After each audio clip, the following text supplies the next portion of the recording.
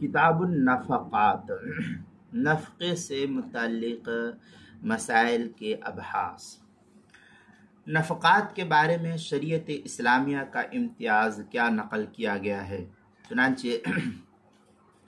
یہ بات کسی صاحب نظر سے اور کسی بھی انسان سے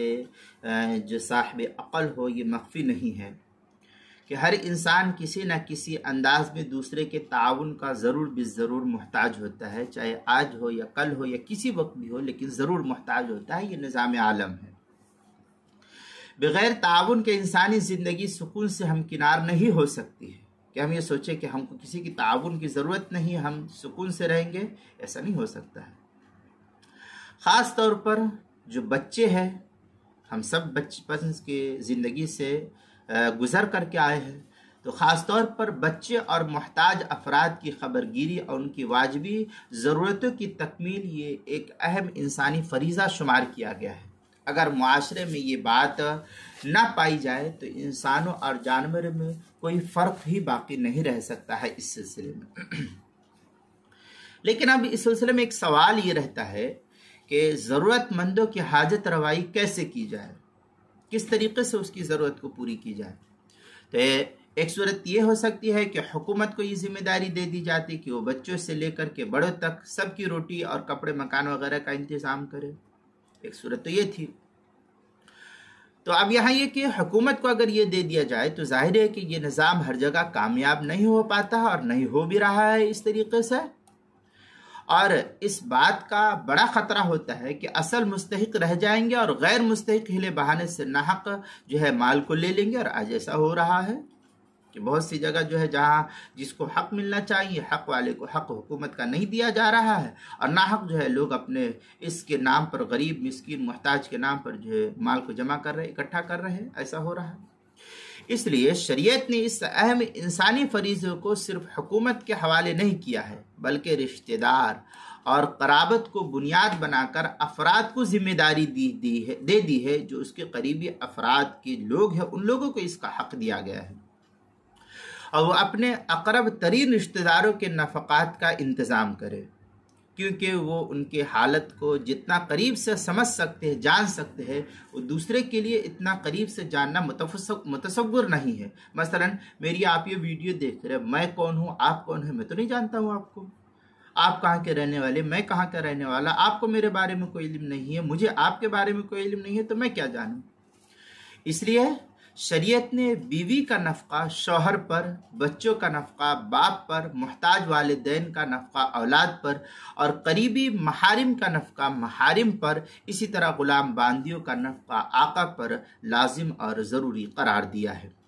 اور اگر بالفرض کسی جگہ تعاون کے مذکورہ ذرائع نہیں پائے جا رہے ہو تو اب حکومت کے بیت المال پر اس کی ذمہ داری ہوتی ہے۔ لیکن آج ہماری جو حکومتیں ہیں ہندوستان کے اندر وہ تو ہم دیکھ ہی رہے، دیگر ممالک کا کیا صورتحال ہے دیگر ممالک کے سلسلے میں اس کا تو مجھے علم نہیں ہے، لیکن جو ہندوستان کی صورتحال ہے وہ تو دیکھ ہی رہے لوگ۔ اب حکومت کے بیت المال کی ذمہ داری عائد ہوتی ہے کہ اس کو پورا کرے،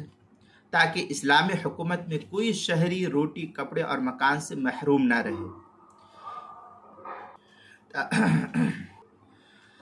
تاکہ جو اسلامی حکومت کا جو نظام ہے تو اسلامی حکومت میں کوئی شہری روٹی کپڑے اور مکان وغیرہ سے محروم نہ رہے۔ لیکن اس وقت جو صورتحال پوری دنیا کے اندر ہے وہ نہ کے برابر ہے یہ نظام۔ کہیں کسی ملک میں ہوگا تو میں نہیں کہہ سکتا ہوں، لیکن اکثر نظام ایسا نہیں ہے۔ غالباً ابھی سنا ہوں کہ افغانستان وغیرہ کے اندر یہ ابتدا کی گئی ہے، لیکن ابھی چونکہ وہاں پر نئی حکومت سال 2 سال ہوا ہے، 1.5 سال ہوا ہے، تو ابھی پورے نظام کو مستحکم کرنا یہ ذرا ان کے لیے مشکل مسئلہ ہے، لیکن پھر بھی وہ کافی حد تک کر رہے ہیں، اور اگلا کیا نظام ہے اس کا علم مجھے نہیں ہے۔ بہرحال یہ اسلامی حکومت کا نظام تھا اور اس طریقے سے جو ہندوستان میں تو نہیں ہے۔ بلا شبہ نفقات کا یہ بے مثال اسلامی نظام ساری دنیا کے لیے مشعل راہ اور شریعت اسلام کی آفاقی تعلیم کا بہترین نمونہ ہے، لیکن چونکہ اس وقت ملک کے اندر ہے نہیں، اور ہے بھی تو ایسے لٹیرے اس کے اندر بیٹھے ہوئے، ہندوستان ہی میں ایسے لٹیرے بیٹھے ہوئے ہیں کہ حکومت کی طرف سے فنڈ کچھ مل رہا ہے اور بچوں کو دیا کچھ جا رہا ہے، یہ خود ہی لٹیرے لوٹ لیتے ہیں تو پھر بچوں کو کیا ملتا ہوگا۔ خیر ہندوستان میں بھی جہاں کہیں بھی جس قدر بھی ہے وہ الامان والحفیظ، جس قدر بھی اس کو مل رہا ہے وہ سمجھیے کہ ایک اللہ کی طرف سے نعمت غیر مترقبہ ہے، لیکن اس کے اندر حکومت کو دخل اندازی کر کے اس کے اندر جو چوری چماری ہوتی ہے اس سے اس کی حفاظت کرانے کی کوشش کرنی چاہیے ان کو۔ بہرحال اس مسئلے کو مستفاد کیا ہے فتاوی شامی کے حاشیے سے کچھ کمی بیشی کے ساتھ، جو اس کی 5ویں جلد صفحہ 276 جو شیخ عادل عبد الموجود